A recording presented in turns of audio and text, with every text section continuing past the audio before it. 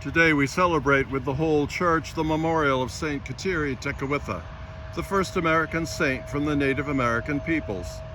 And we find ourselves in this lovely spot that, but for a few distant structures, might look as it looked when the native peoples lived here.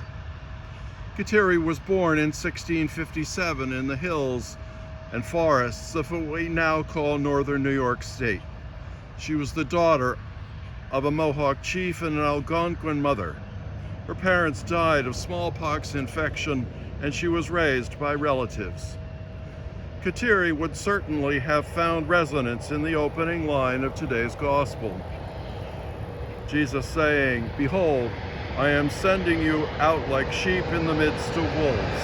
The unexpected seems so out of place.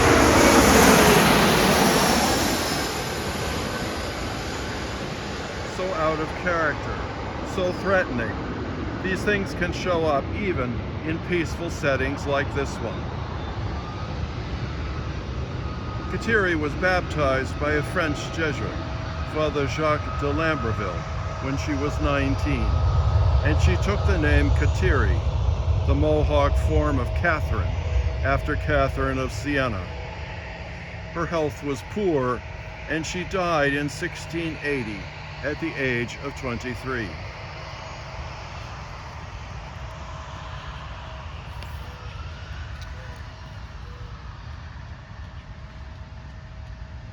Because of the danger posed by ongoing tribal battles and because of the animosity of non-Christian Mohawks, she moved to the mission village of Kahnawake, just south of Montreal. On a side note, you may be familiar with the French Jesuits whom we honor as the North American martyrs on October 19. They were an earlier generation of Jesuits who were killed at the end of the 1640s. Do not worry, Jesus says. How could this possibly be good advice? It is actually solid advice if we understand him to be reminding us that the Spirit of God is always with us as a companion, making a way out of no way. Sometimes we cannot see the way that is no way. But if we remain faithful, Jesus adds, and shrewd as serpents and simple as doves, then we will find a way to make it through, sometimes by our own wits, sometimes by God's mysterious action, and sometimes in a combination of both, working in sync.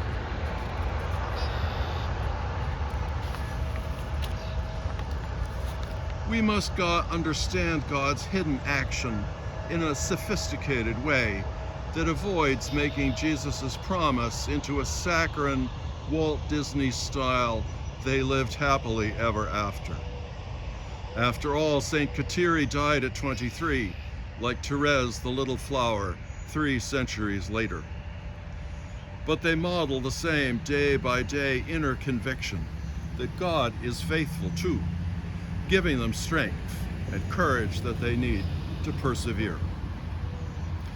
They must have sensed God's presence in the day-to-day activities that were all they had. This is the simple as doves part of Jesus' promise. But they, like we, have to find our own inner wisdom to know how to negotiate the challenging interactions of daily life, sometimes moving smoothly ahead, sometimes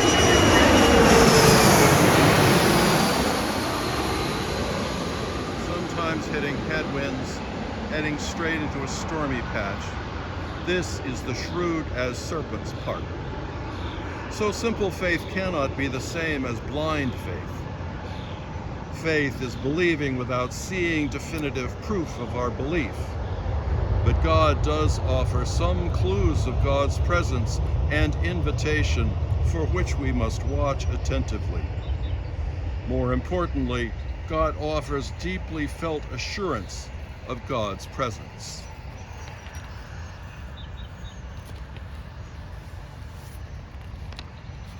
It is this sense of assurance deep within us that is our wellspring of hope in the midst of difficulty. So today's invitation is to seek that sense of assurance in a time and place of silence, quite possibly in a beautiful setting, or quite possibly when the difficulties and the challenges of life are most intrusive and most apparent. And we can thank Saint Kateri and Saint Therese for their wisdom, their example, and their service to God's people and to us.